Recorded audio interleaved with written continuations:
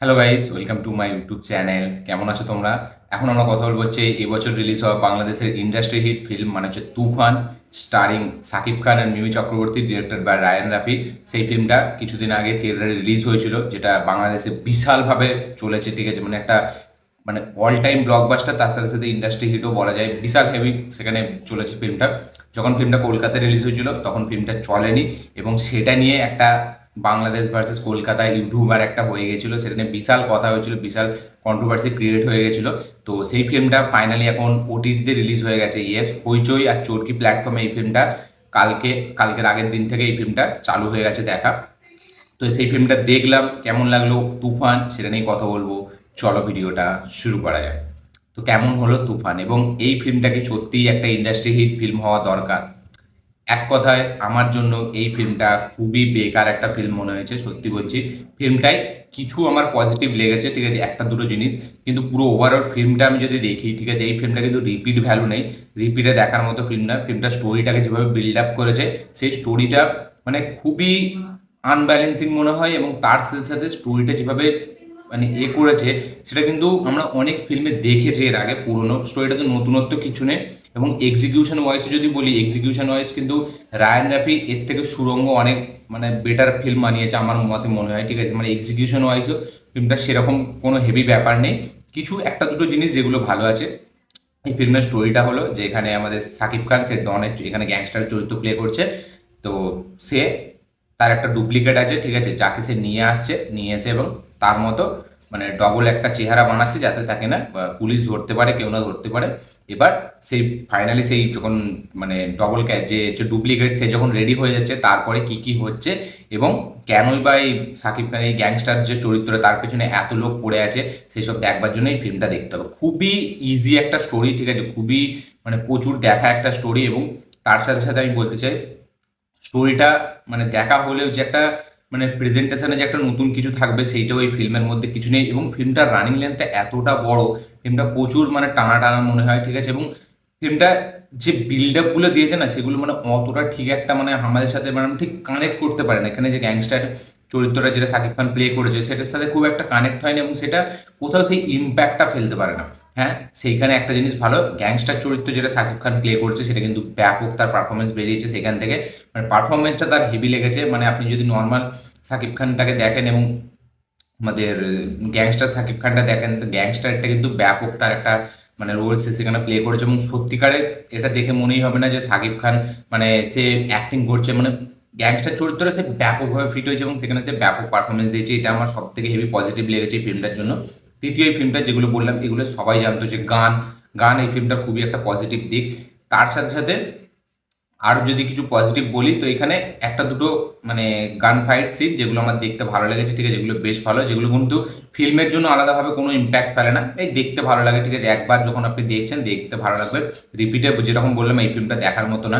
এবং ফিল্মটা আমরা ট্রেলার বা টিজার দেখে যেরকম মনে হয়েছিল একটা ধরনের ফিল্ম হবে, এই ফিল্মটা কিন্তু সেরকম ধরনের না। এবং ফিল্মটার স্টোরিটা খুবই ক্লিসে ক্লিসে হয়ে রয়ে যায়, ঠিক আছে। লাস্টে যেভাবে ফিল্মটা শেষ হয়, ঠিক আছে, সেটাও কিন্তু খুব একটা হেভি ইম্প্যাক্ট ফেলে না। এবং লাস্টে যেটা হয় সেটা খুবই মানে সহজভাবে প্রেডিক্ট করা যায় যে এটাই হতে চলেছে এবং এই ক্যারেক্টারটা এটাই করবে, যেটা আমার কাছে তো খুবই ইজিভাবে প্রেডিক্ট করতে পেরেছিলাম, যার জন্য আমি বললাম।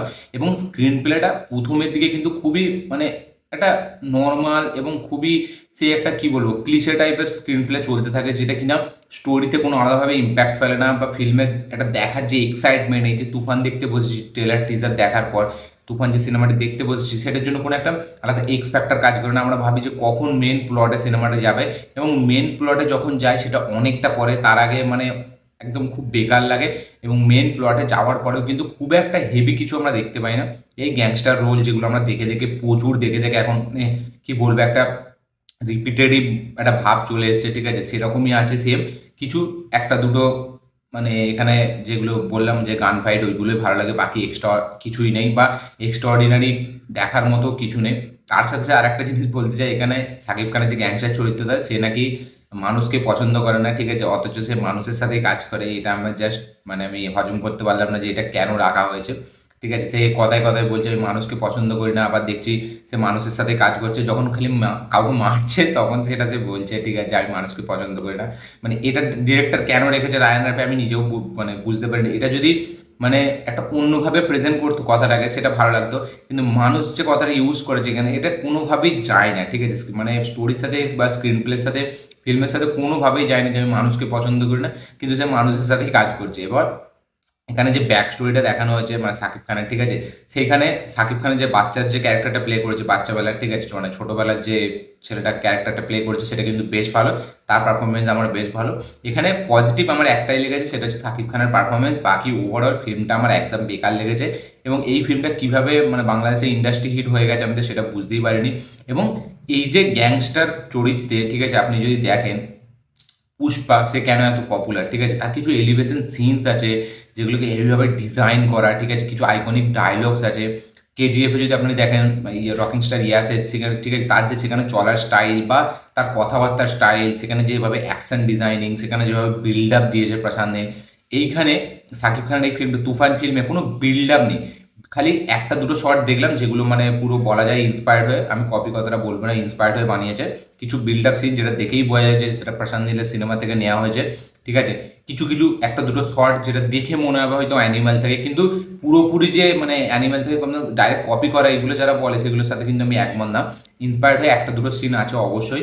আচ্ছা, আমাদের কেজিএফ থেকেও একটা দুটো সিন ইন্সপায়ার্ড হয়ে বানানো হয়েছে, সেগুলো কোথাও আপনার দেখে মনে হবে না যে কপি, আমার তো কোথাও মনে হয়নি কপি, ঠিক আছে, পুরো ইন্সপায়ার্ড হয়ে বানানো, দেখে বোঝা যাচ্ছে একটা দুটো সিন থেকে সে ইন্সপায়ার্ড হয়েছে, সেগুলো সে নিজের সিনেমা ইউজ করেছে, সেটা কোনো খারাপ ব্যাপার না, পুরো কপি। আমার এই সিনেমাটি পুরো দেখেছি আমি, কোথাও একটা জিনিসও কপি বলে মনে হয়নি। এটা আমি আরেকটা কথা বলতে চাই, ঠিক আছে, ফিল্মটা খারাপ হতে পারে কিন্তু এখানে কোনো কপির কোনো কথাটাই আসবে না, কোনো জায়গাতেই কপি মনে হয়নি সিনেমাটি। এবং যেরকম বললাম সিনেমাটা রানিং লেন্থটা প্রচুর বড়, যেটা প্রচুর চোখে লাগে। এবং রানিং লেন্থটা বড় হলেও এই যে বললাম বিল্ড আপ সিনগুলো, যে একটা এখানে একটা গ্যাংস্টার চরিত্র সে এত সুন্দর পারফরমেন্স দিচ্ছে, সেখানে মেন বিল্ড আপ দরকার। এবং অ্যাকশন সিন এই ফিল্মটায় নেই বললে চলে, একটা না দুটো আমি অ্যাকশন সিন দেখলাম যেগুলো কিনা মানে এই যে বলা যায় হ্যান্ড টু হ্যান্ড কম্ব্যাট বা গান ফাইটিংয়ে আমি যদি বলি, দুটো সিন আছে যেগুলো অ্যাকশন। বাকি এই যে তুফান একটা গ্যাংস্টার সিনেমা, যেখানে আমি ভাবছিলাম অ্যাকশন হবে খুব, ঠিক আছে, সেখানে কোনো অ্যাকশন নেই ফিল্মটা, যেটা আমার সব থেকে একটা লো জিনিস মনে হয়েছে এবং খুব একটা নেগেটিভ জিনিস মনে হয়েছে। পুরোটাই তার ক্যারেক্টারটার উপরে দেখেছে, যেটা কিন্তু সাকিব খান প্লে ভালো করেছে কিন্তু সেটা সিনেমার জন্য কোনো বুস্ট দিচ্ছে না, ঠিক আছে। সে পারফরমেন্স ওয়াইজ, অ্যাক্টার ওয়াইজ সে পারফরমেন্স ভালো দিয়েছে, কিন্তু একটা সেই একটা মানে গ্যাংস্টারওয়ালা যে ভাইবসটা সেটা কিন্তু সে মানে দিতে সক্ষম হচ্ছে না। এবং এলিভেশন সিন এই ফিল্মটা খুবই কম, ঠিক আছে, যেটুকু দেখানো হয়েছে সেগুলো খুব ফাস্ট ফরওয়ার্ড সিনে দেখানো হয়েছে, খুবই ফাস্ট দেখানো হয়েছে। তো ওভারঅল সব কিছু মিলিয়ে এই ফিল্মটাই আমার একটা জিনিস থেকে দুটো জিনিস আমার পজিটিভ লেগেছে, গান আর হচ্ছে আমার সাকিব খানের পারফরমেন্স, ঠিক আছে। বাকি আর কিচ্ছু জিনিস আমার এখানে পজিটিভ লাগেনি। এবং এই ফিল্মটার রিপিট ভ্যালু নেই। আমি জানি না বাংলাদেশের অডিয়েন্স কীভাবে এই ফিল্মটাকে এতবার দেখেছে। সুরঙ্গ ফিল্মটা একটু লম্বা হলেও, ঠিক আছে, সেই ফিল্মটা কিন্তু একটা রিপিট ভ্যালু আছে, এখানে কিন্তু রিপিট ভ্যালু নেই। এবং আমার মনে হয় না এই ফিল্মটা মানে এত বড় হিট হওয়া দরকার, কিসের জন্য হিট হয়েছে আমি নিজেও জানি না। যেহেতু সাকিব খানের বিশাল বড় স্টারডাম, ঠিক আছে, মানে সেটা হচ্ছে সাকিব খান হচ্ছে আমাদের তামিলনাড়ুর বিজয়ের মতো, ঠিক আছে, বা আমাদের এখানে হিন্দি সালমান খানের মতো, যার সিনেমা খারাপ হলেও বিশাল একটা কালেকশন করে নেয়, ঠিক আছে। তো এগুলো আমার মনে হয় সাকিব খান সেরকমই। তাই জন্য মানে সিনেমাটি অতটা হেভি না হয়েও, ঠিক আছে, মানে হেভি বলতে কি খুবই একটা অ্যাভারেজ সিনেমা, ঠিক আছে, মানে একবার দেখবেন তাও মাঝে মাঝে বোরিং লাগে, ঠিক আছে। সেইখানে সে এত বড় একটা কালেকশন এনে দিয়েছে, এখানে তার স্টারডমের একটা পরিচয় পাওয়া যায়।